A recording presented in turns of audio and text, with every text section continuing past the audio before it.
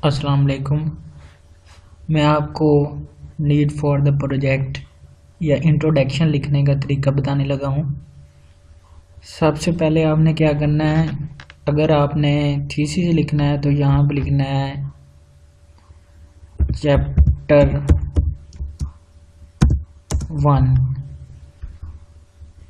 इस सब को आपने जो इसका फ़ॉन्ट है वो आपने टाइम न्यू रोमन्स कर लेना है और इसका जो साइज़ है वो आपने 12 कर लेना है यहाँ से।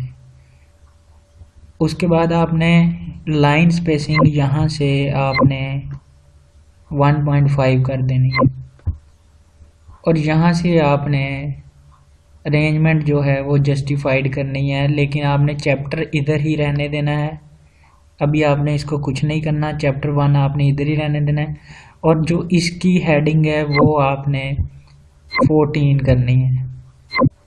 ये इसकी हेडिंग हमने 14 कर दी फ़ॉन्ट साइज़। उसके बाद आपने नीचे आपने दूसरी लाइन में लिखना है इंट्रोडक्शन और इसका जो साइज़ है ये आपने 16 कर देना है और इसको आपने यहाँ से बोल्ड कर देना है और इसको आपने सेंटर में लेके आना है इंट्रोडक्शन को। ये ऑलरेडी सिलेक्ट है, अगर सिलेक्ट नहीं है तो इसको सिलेक्ट करने के बाद आपने यहाँ पे ले आना है, ये सेंटर में आ जाएगा। इसके बाद आपने यहाँ पे क्लिक करने के बाद आपने इंटर प्रेस करना है। अब आपने इंट्रोडक्शन लिखना शुरू करना है। तो इंट्रोडक्शन लिखने के लिए आपने यहाँ से सबसे पहले जस्टिफाइड अरेंजमेंट करना है। उसके बाद आपने साइज़ 12 लेके आना है और अगर बोल्ड है तो बोल्ड आप ख़त्म कर लें, वो हमने इंट्रोडक्शन को बोल्ड करने के लिए बोल्ड किया था। यहाँ से आपने लाइन स्पेसिंग जो है वो ऑलरेडी 1.5 सेट है, तो अब आपने इंट्रोडक्शन शुरू कर लेना है। अगर आपने यहाँ पे इंट्रोडक्शन के अलावा थीसिस के अलावा अगर आपने सिनॉप्सिस लिखना है तो यहाँ पे आपने हेडिंग देनी है नीड फॉर द प्रोजेक्ट। उसके बाद आपने यहाँ पे लिखना शुरू कर देना है। अब इंट्रोडक्शन लिखने के लिए मैं आपको एक पेपर बताना चाहूँगा। ये एक पेपर है मेरे सामने। इस पेपर में मुझे ये जो पैराग्राफ है या इस पैराग्राफ की कुछ लाइंस हैं जो कि यहाँ तक मैं समझता हूँ कि मेरे लिए अच्छी हैं, तो मैं इनको लिखना चाह रहा हूँ। तो यहाँ से आपने इसको कॉपी कर लेना है। इसको कॉपी करके आपने वहाँ पे ले जाना है, यहाँ पे इसको आपने पेस्ट कर देना है। ये मेरे पास पेस्ट हो गया। अब यहाँ पे करके आपने एक टैब प्रेस करना है जिससे ये आगे हो जाएगा। अब इसके अंदर जितने भी रेफरेंसेस हैं वो मैंने पूरे करने हैं। जैसा कि इसमें अब नायक 2002, तो ये मुझे कहाँ से मिलेगा, मैं इसी पेपर में जाऊँगा, इसके रेफरेंसेस मैं लूँगा। यहाँ पे मैं इसको अल्फ़ाबेटिकली देखूँगा कि ये है नायक रेफरेंस। ये मैं यहाँ से कॉपी करूँगा। इसको कॉपी करने के बाद इसी रेफरेंस को मैं यहाँ पे टैग करूँगा। अब टैग करने के लिए आप इसको नोट कर लें कि इसको मैं सिलेक्ट करूँगा नायक को। ये यहाँ पे एक रिव्यू का ऑप्शन है, इस पे क्लिक करने के बाद एक न्यू कमेंट का ऑप्शन नज़र आएगा। यहाँ पे आप क्लिक करें और यहाँ पे आप आके उस रेफरेंस को पेस्ट कर दें। ये हमारा रेफरेंस यहाँ पे पेस्ट हो गया। इसी तरह अब हम इस रेफरेंस को पेस्ट, हम थोड़ा सा ये सही नहीं हुआ, इसको हम बैक करेंगे। जहाँ पे हमने जो स्पेस है वो ख़त्म करनी है, इस तरह हम ये स्पेस ख़त्म कर देंगे। वैसे ये DOI नंबर है, हमने पेज नंबर तक लेना होता है, तो इसको हम ख़त्म कर देते हैं। ये पेज नंबर है। सबसे पहले साइंटिस्ट का नेम, उसके बाद ईयर, उसके बाद टाइटल और उसके बाद इसमें रिसर्च जर्नल का नाम आएगा और उसके बाद इसका वॉल्यूम नंबर और इसके पेज नंबर आएंगे। अब नेक्स्ट आपने ये झिंग एट आल 2008 का रेफरेंस है, तो इसी तरह हमने ये रेफरेंस तलाश करना है। झिंग एट आल, जे में हमने चले जाना है। ये हमारे पास रेफरेंस है, तो हम DOI नंबर नहीं सिलेक्ट करते, सिर्फ हम पेज नंबर तक सिलेक्ट करेंगे। ये हमने कर लिया। अब इसको भी उसी तरह मैं झिंग को सिलेक्ट करूँगा और न्यू कमांड पे जाऊँगा तो एक और बॉक्स बन जाएगा। यहाँ पे मैं रेफरेंस टैग कर लूँगा। इसी तरह बुईमो, इसको मैं सिलेक्ट करूँगा और यहाँ से मैं इसका रेफरेंस ढूंढ लूँगा। ये इसका रेफरेंस है, इसको मैं कॉपी करूँगा। कॉपी करने के बाद इसको मैं न्यू कमेंट करके यहाँ पे पेस्ट कर लूँगा। और ये है डोमिंगो एट आल, इसको भी मैं इसी तरह ही यहाँ से कॉपी कर लूँगा और कॉपी करने के बाद इसको मैं यहाँ पे पेस्ट कर लूँगा न्यू कमेंट में जाके।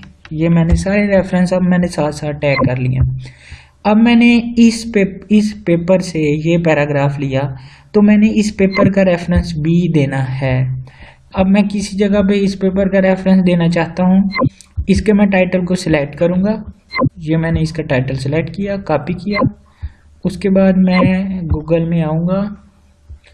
यहाँ पे मैं गूगल स्कॉलर ओपन करता हूँ। ये मैंने स्कॉलर ओपन कर लिया। ये मैं स्कॉलर पे क्लिक किया और मैंने यहाँ पे इसको पेस्ट किया और सर्च किया, तो ये पेपर मेरे सामने आ गया। ये पेपर है। अब मैं इसका 2018 का पब्लिश्ड पेपर है, तो इस पे मैं ये आपको दो कॉमे नज़र आ रहे होंगे। इस पे मैं क्लिक करूँगा। क्लिक करने के बाद यहाँ से मैं APA स्टाइल में रेफरेंस ले लूँगा। इसको मैं कॉपी कर लूँगा। कॉपी करने के बाद मैं अपना वो खोल लूँगा जहाँ पे इंट्रोडक्शन या सिनॉप्सिस लिख रहा हूँ। तो इसको मैं पैराग्राफ के एंड पे सेमीकोलन डालने के बाद पेस्ट कर दूँगा। इसको भी मैंने टाइम न्यू रोमन में ही पेस्ट करना है। अब ये चेंज हो गया, तो इसको उसमें लाने के लिए मैं इस पे क्लिक करता हूँ, तो ये टाइम न्यू रोमन में आ जाएगा। अब मैंने ये सारा रेफरेंस यहाँ से काट देना है। ये मैंने इसका सिर्फ ये पहला नाम रहने देना है, इस यहाँ तक मैंने काट देना है। काटने के बाद मैंने एट आर लिखना है, फिर मैंने डॉट और कोमा डालना है और इसके साथ मैंने स्पेस दे के जिस सन में ये पब्लिश हुआ है 2018 लिख के यहाँ पे मैंने ब्रैकेट बंद कर दी। अब मैंने उसी तरह आफ्ताब को सिलेक्ट किया। यहाँ पे मैं न्यू कमेंट में गया। न्यू कमेंट में जाने के बाद ये मैंने कमेंट में पेस्ट कर लिया। ये मैंने पेस्ट किया, तो इसको भी मैंने उस लैंग्वेज में पेस्ट करना है। हमेशा मैं पेस्ट करने के लिए ये वाला पेस्ट का ऑप्शन इस्तेमाल करूँगा जिस पे A लिखा होगा। अब देखें ये रेफरेंस बिल्कुल ठीक पेस्ट हो गया। तो इस तरह मैंने रेफरेंसेस साथ साथ टैग करने हैं। अब ये मैंने लिख लिया है। लिखने के बाद अब मैंने इसको रीफ्रेज करना है। अगर आप सिनॉप्सिस लिख रहे हैं तो इसको आप रीफ्रेज ना करें।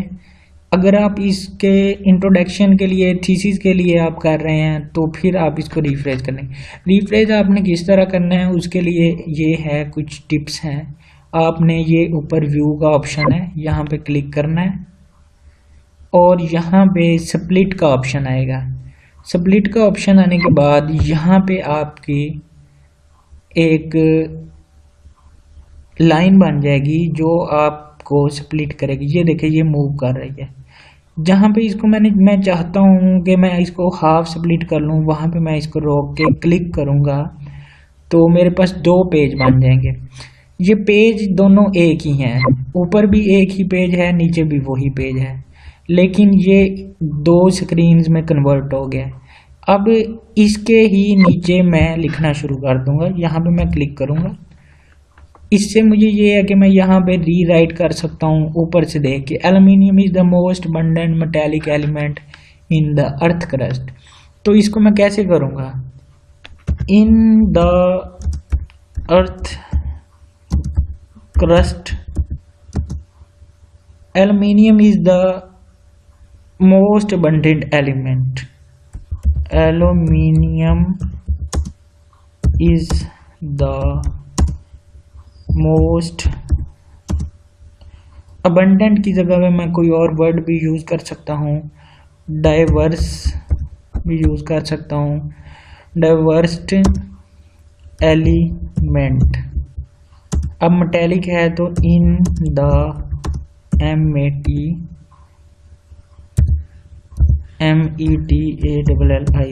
In the metallic form. इस तरह मैं इसको लिख सकता हूँ और मैं ये जो रेफरेंस है इसी को यहाँ से कट करके यहाँ पे पेस्ट कर लेता हूँ। इस तरह मैं इसको रीराइट करता जाऊँगा। जैसे ही मैं इसको दोबारा रीराइट कर लूँगा इस पैराग्राफ को, तो इस पैराग्राफ को जो ऊपर पैराग्राफ था जो मैंने रीराइट नहीं किया हुआ, जो मैंने कॉपी पेस्ट किया हुआ है, उसको मैं ऊपर से काट दूंगा यहाँ से। याद रखेंगे हमेशा जो रीराइट करना है वो पैराग्राफ के नीचे करना है। यहाँ से आपने इसको अपवर्ड डाउनवर्ड मूव करने के बाद पैराग्राफ के नीचे आपने रीराइट करना शुरू करना है। फिर जब आपका रीराइट हो जाएगा पूरा पैराग्राफ, तो आपने यहाँ से क्या करना है, ऊपर से इस पैराग्राफ को आपने मिटा देना है या आपने यहाँ से इसको डिलीट कर देना। जब इसको आप डिलीट कर देंगे तो नीचे आपके पास विद रेफरेंसेस वही पैराग्राफ आ जाएगा जो आपने रीराइट किया होगा। इस तरह मज़ीद आप टिप्स के लिए आपको नेक्स्ट लेक्चर्स में बता दिया जाएगा। Literature review, material method, results वगैरह सब के बारे में आपको गाइड किया जाएगा।